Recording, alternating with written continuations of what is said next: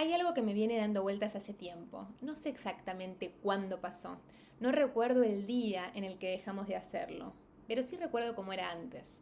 Cuando éramos chicas no necesitábamos que nada tuviera sentido para pasarla bien. Bastaba componer una canción, inventar una coreografía frente al espejo, agarrar un cepillo de pelo y transformarlo en un micrófono. Jugar a que éramos parte de Chiquititas, de Rebelde Way, de High School Musical o del mundo en el que ese momento nos hacía sentir que todo era posible. Corríamos por la casa sin preguntarnos si estábamos haciendo el ridículo. Nos reíamos hasta que nos dolía la panza. Podíamos pasar horas haciendo algo que visto desde afuera no servía para nada, y sin embargo servía para todo. Porque mientras jugábamos no había nada que demostrar, nadie a quien impresionar, ninguna versión de nosotras mismas que alcanzar. Simplemente estábamos ahí. Después crecimos, y sin darnos cuenta empezamos a reemplazar el juego por la productividad. El entusiasmo por la eficiencia, la curiosidad por la utilidad. Hoy organizamos la agenda, respondemos mensajes, trabajamos, entrenamos, cocinamos, hacemos trámites, pagamos cuentas. Y a veces, cuando termina el día, sentimos una comodidad difícil de explicar, como si hubiera algo que faltara. Entonces pensamos que el problema es nuestra vida, que elegimos mal la carrera, la pareja, la ciudad o el trabajo. Pero hace un tiempo empecé a preguntarme otra cosa. ¿Y si una parte de ese vacío aparece porque hace demasiado tiempo que dejamos de divertirnos? De eso quiero hablar hoy.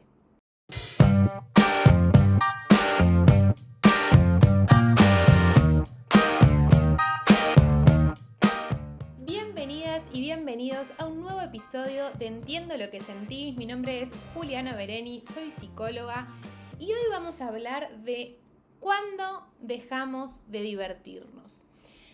Hace unos meses que vengo pensando esto a partir de muchas cosas que escucho en el consultorio y sobre todo, les voy a contar la verdad, a partir de la charla que tuve con una amiga en mi último viaje a Argentina, que fue creo que para diciembre del año pasado, en donde yo le comentaba un poco esto de que veía mucho, que me pasaba a mí, que veía en mis amigas mujeres sobre todo, y que veía también mucho en el consultorio, y ella también entre sus amigas, esto que hemos hablado en otros momentos de no me siento completa, no me siento realizada, siento que algo me falta.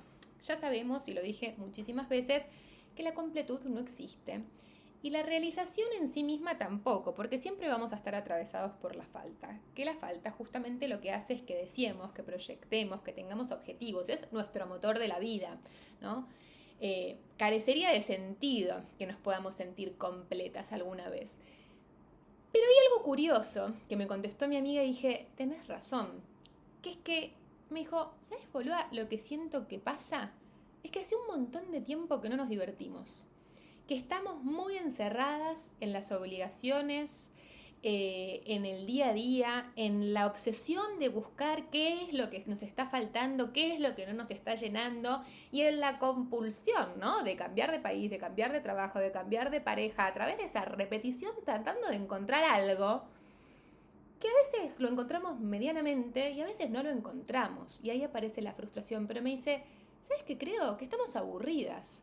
¿Sabes qué creo? Que hace un montón que no estamos conectadas con el presente divirtiéndonos, pero divirtiéndonos posta, de ese momento al estilo recital. Me dice, imagínate en un recital. Cuando estás en un recital estás cantando, te estás divirtiendo, estás ahí. O si estás viendo una peli en el cine que te copa un montón y que te encanta, o en una obra de teatro, o en el espacio que cada uno se imagine como diversión. Estás represente, estás ahí, te estás divirtiendo, no estás pensando en resolver tu vida.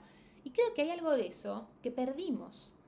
Y me pareció súper interesante porque si volvemos a pensarnos un poco en la conformación de cómo fuimos creciendo, ¿no? Como personas, uno podría pensar que la infancia o los primeros momentos de vida son como esa hoja en blanco sobre la cual después se va a transformar toda nuestra personalidad, nuestro psiquismo y demás, ¿no? Nuestra historia, en base a que se van a ir imprimiendo en esa hoja en blanco, por así decirlo, nuestras experiencias, nuestras vivencias, nuestros referentes, nuestras identificaciones, las cosas que hayamos vivido, más saludables, más traumáticas, etcétera.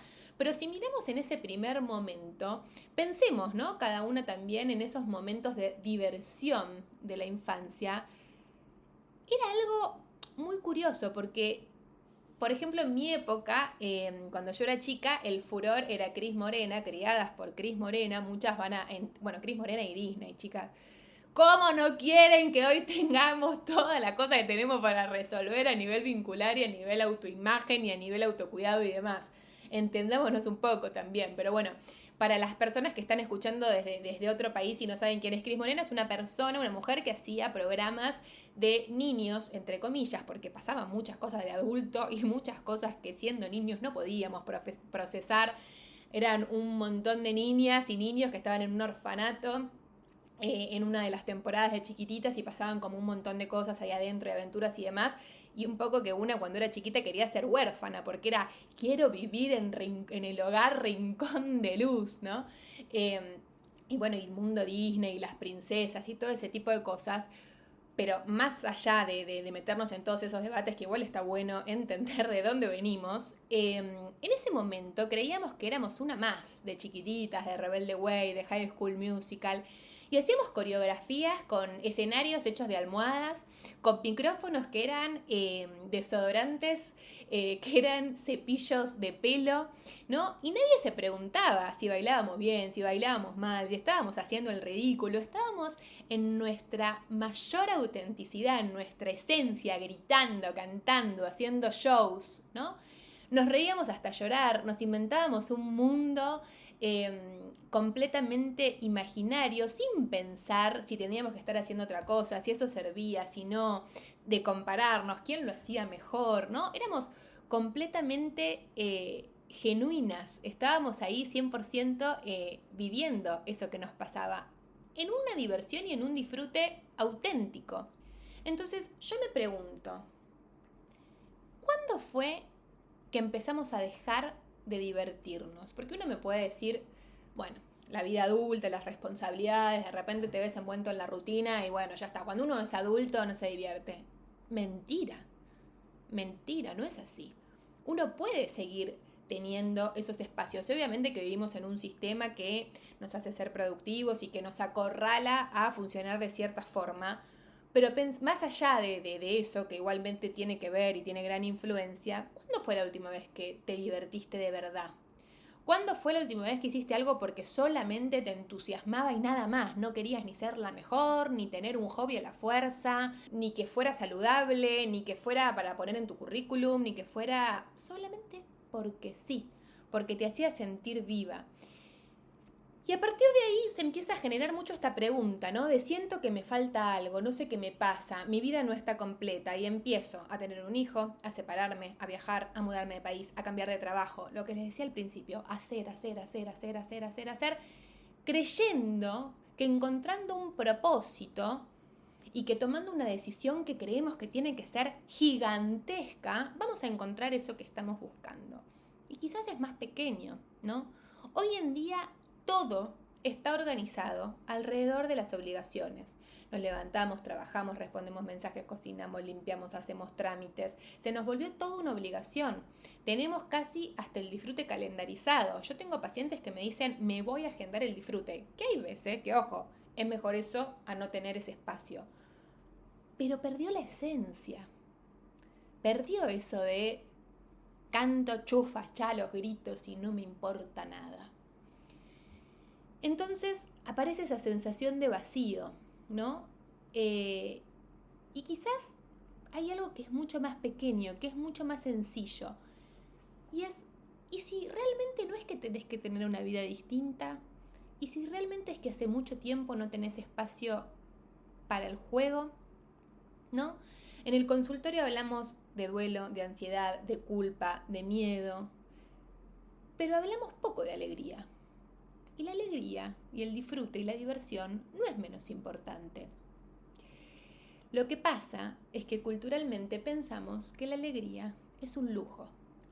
Pensamos que tenemos que sacrificarnos y como recompensa tener alegría, comiendo algo rico, disfrutando un rato, haciendo algo que nos gusta. Primero, resolvé todo y después si queda tiempo me divierto.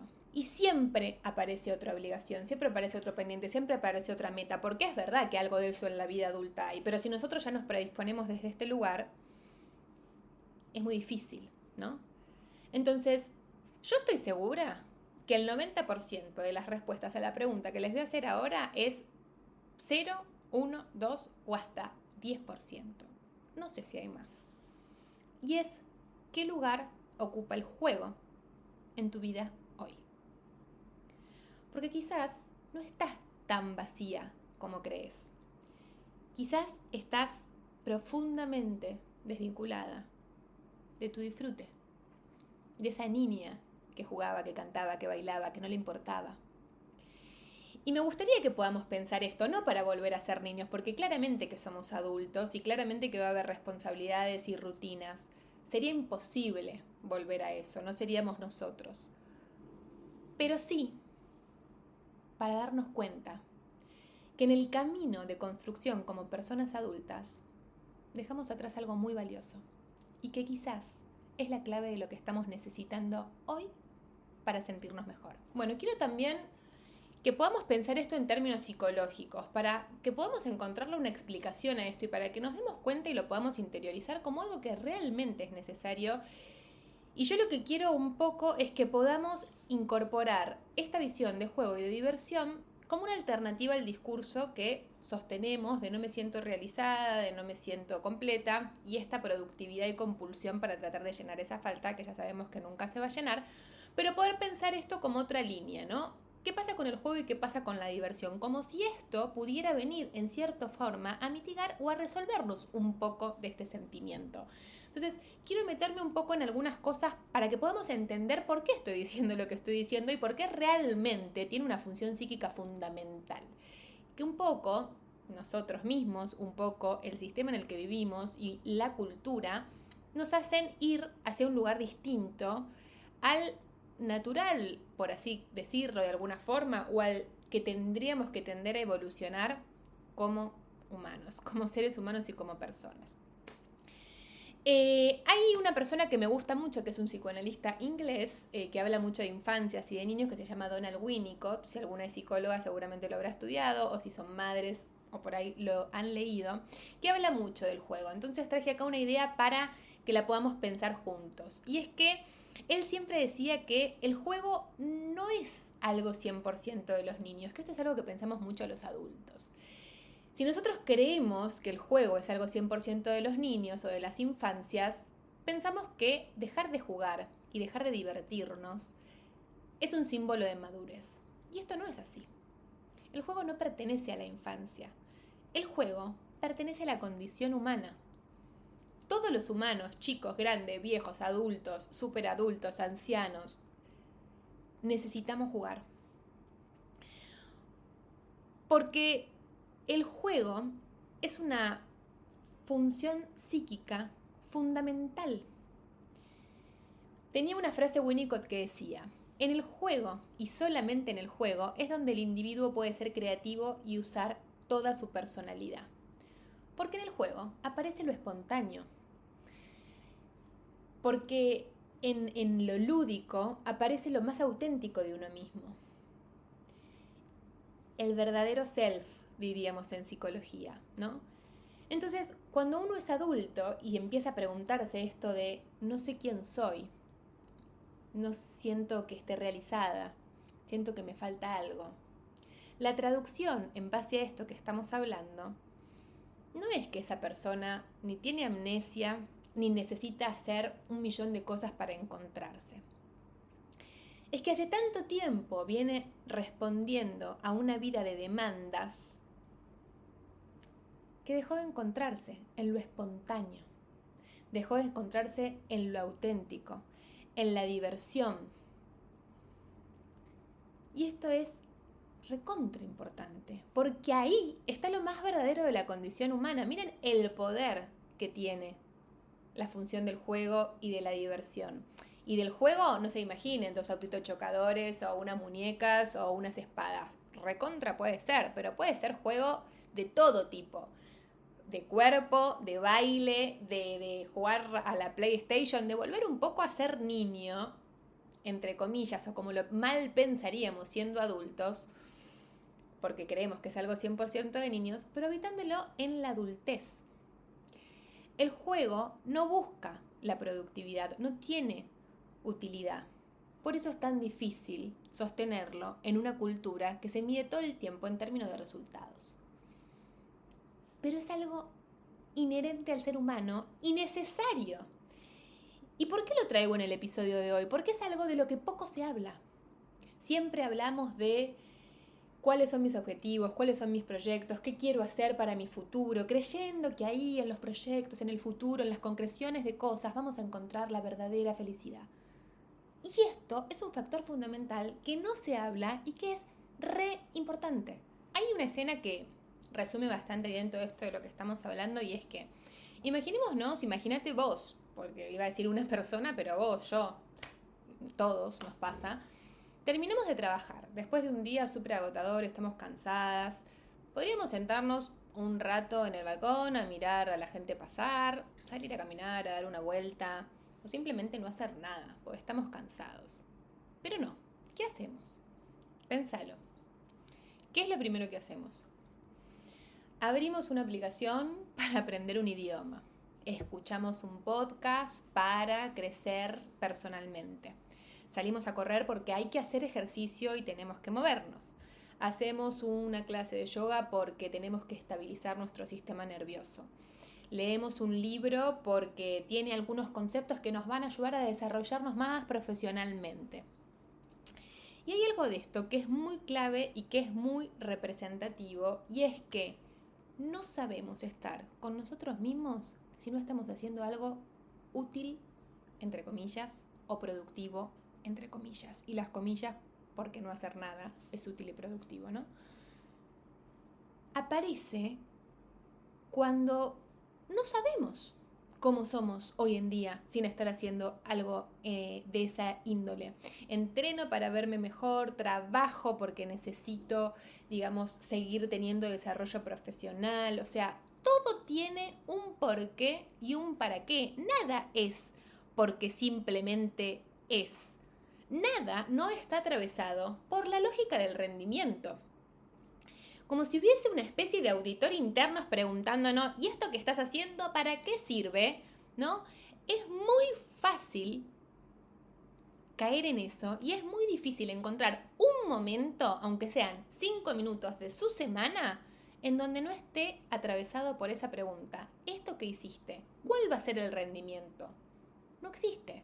Y si nos tiramos 5 minutos en el sillón a no hacer nada, se nos dispara el sistema nervioso, nos da ansiedad y enseguida terminamos pasando la escoba al piso. Porque díganme ustedes si no es así. Durante mucho tiempo el psicoanálisis hablaba, ¿no?, de esto del super yo. ¿Saben lo que es el super yo? El super yo es como una instancia psíquica que funciona para el deber, ¿no? Para prohibir ciertas cosas. No hagas esto porque está mal, no sientas aquello otro porque te puede traer cierta cuestión, no desees eso porque es peligroso para tu psiquismo. Pero en el último tiempo también otros autores que quizás son un poco más contemporáneos empezaron a cambiar esta lógica del no podés, ¿no?, por el podés con todo. Este es uno de los grandes males de la época. Tenés que poder con todo. Y no solo en ese poder con todo tenés que poder trabajar, tenés que poder entrenar, también tenés que poder disfrutar. Y tenés que poder descansar. Y tenés que poder, ¿no? Digo, incluso esto que pareciera un poco que mi discurso también va para ese lugar, ¿no? Como, che, ¿qué está pasando que no estamos disfrutando? Porque tenemos que disfrutar. Y es cierto, lo que pasa es que hay que hacer una reconfiguración general para ver desde dónde estamos viviendo, cómo todo esto que les estoy contando está operando sobre nosotros, y no hacerlo desde una obligación, sino que sea algo espontáneo y genuino. Pero para eso primero tenemos que registrar lo que nos está pasando, y por eso es un poco este episodio, ¿no? Tenés que comer sano, tenés que entrenar, tenés que ser resiliente, buena hija, buena novia, buena madre, ¿no? Completamente bombardeados por el tenés que poder con todo y encima hacerlo bien. Y eso es algo muy paradójico, porque todo empieza a ser una obligación, incluso el disfrute, incluso los proyectos. Fui mamá porque quería ser mamá y hoy en día es una obligación enorme. Sí, obviamente que tiene muchas obligaciones, pero si está todo atravesado por esta lógica, ¿cuál fue el sentido? ¿Cuál fue el sentido? ¿Desde dónde partió ese proyecto? ¿No? ¿No les pasa que a veces incluso las vacaciones las organizan, sacan los lugares, hacen un gasto de dinero y finalmente sienten que la tengo que pasar increíble porque son los 15 o los 20 días que tengo por año, tengo que descansar y la tengo que pasar bien y tengo que disfrutar y si hay sol no me puedo quedar acostada? Como si no disfrutar también fuese un fracaso. ¿Qué sé yo si la voy a pasar tan espectacular o no esos 15 días? No sé. No lo sé porque no soy una máquina. No lo sé porque no funciono bajo la lógica del rendimiento. Lo perverso de todo esto es que imagínense para poder entenderlo. Todo esto es como si fuese un molde o como si fuese una capa, digamos, ¿no? O sea, una tela, un manto lleno de consignas, de lógicas que nos vienen ahí a tapar. Pero nuestros cimientos no están hechos de esto, no necesitan de esto, ¿no? Es como, no sé, a un auto, digamos, meterle agua en vez de nafta, no va a funcionar, ¿no? Y esto es lo mismo. Creemos que estamos funcionando, pero el combustible que estamos metiéndonos no tiene nada que ver con lo que realmente necesitamos y por eso sufrimos. Y por eso vengo a hacer este podcast, para contar todas estas cosas, para que podamos ser conscientes de lo que nos está pasando. Porque también lo que termina pasando es que después terminamos en una lógica de la productividad, del consumo y de un montón de cosas que es funcional a muchos, pero no es funcional a nosotros, ¿no? Entonces, es recontra importante que podamos pensar esto. Y creo que hay algo realmente revolucionario en no hacer nada, porque sí, en no justificar constantemente nuestra existencia. Y yo sé que por ahí es un poco utópico y que dirán, bueno, che, pero es re difícil, ¿cómo hago? ¿Por dónde empiezo? Lo que les digo siempre, una parte, guárdense una porción. Si van a empezar a hacer cerámica, teatro, stand-up, no sé, lo que quieran, batería, porque quieren conectar con el disfrute, no estén 15 horas leyéndose las partituras hasta las 3 de la mañana sin dormir o faltando a las clases de teatro porque les da miedo, digamos, actuar bien o mal. No lo intoxiquen con esto. Que haya un pedazo de semana que esté 100% dedicado a la no productividad, al no pensar bajo la lógica del rendimiento y a simplemente ser, estar. Si sale bien, sale bien, si sale mal, si es exitoso, si es un fracaso. El éxito ahí es lograr esto. Piénsenlo de esa forma. También hemos hablado y les he dicho que el éxito y la felicidad son todos conceptos universales que se tienen que definir de manera personal. El éxito ahí es lograr que ese espacio que tienen semanal sea 100% dedicado al disfrute, volver a ser esa nena que canta chiquititas y no me importa más nada, es eso. Y muchos de ustedes me dirán, bueno, perfecto, entendemos cómo funciona, pero no tengo ni idea por dónde empezar a habitar esos espacios. Bueno, acá les voy a decir otra cosa. Ante la pregunta de no sé qué me gusta, no sé qué quiero hacer, podría uno contestar, bueno, fíjate, tenés que tener un hobby, andá, averiguá, hace una y otra cosa. Sí, buenísimo, se puede probar. Pero hay algo desde lo psicológico que es sumamente importante. No todo se resuelve desde lo cognitivo-conductual. Hay muchas cosas que tienen que ver con una introspección mayor y con un discurso un poco psicoanalítico al cual adhiero, en este caso, y es que el deseo no es lo mismo que una necesidad. El deseo necesita algo clave y fundamental que es espacio. Si yo tengo toda la vida calendarizada, programada, vista, analizada, sabiendo los pros y los contras, lo que hizo fulana de tal, entonces yo también lo quiero hacer por comparación, porque quiero ser tal y cual persona. Eso de deseo no tiene nada. Pongámosle, si quieren, que se puede llegar a llamar necesidad, pero el deseo aparece en la falta, el deseo aparece en el aburrimiento y no toleramos aburrirnos. Yo a veces observo y hago un ejercicio, porque a mí también me pasa todo esto. El otro día se lo contaba a una paciente y se reía y me decía, ¿cómo haces? Yo cuando voy, por ejemplo, en un tren, si me tengo que ir de viaje por trabajo o por algo personal, no sé por qué en ese momento voy mirando el asiento de adelante y la ventanilla casi todo el viaje. ¿Es aburrido? Aburridísimo. Me encantaría agarrar el teléfono, probablemente. Hace mucho tiempo que estoy haciendo este ejercicio. Los domingos también intento dejar el teléfono y no tocarlo. Y me aburro. Invoco el aburrimiento. Mirar el asiento de adelante y decir qué aburrida que estoy. Y lo hago. Porque no toleramos aburrirnos. Y en el aburrimiento aparece un recuerdo, aparece la fantasía, aparece una idea. Y si constantemente estamos bombardeando de estímulos ese espacio, nunca vamos a saber realmente lo que deseamos.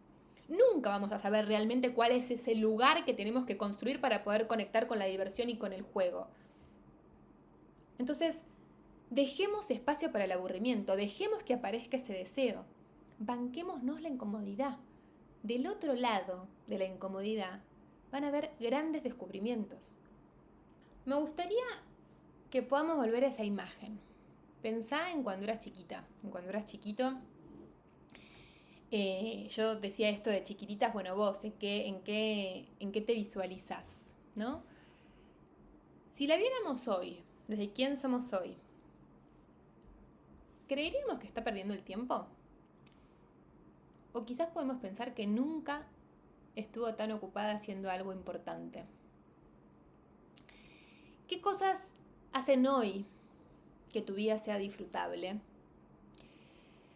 Me gustaría que lo pienses, me gustaría que puedas pensar esto que decía sobre el espacio para que aparezca el deseo, sobre esos lugares que vas a dejar libres para aburrirte, para descansar, para disfrutar.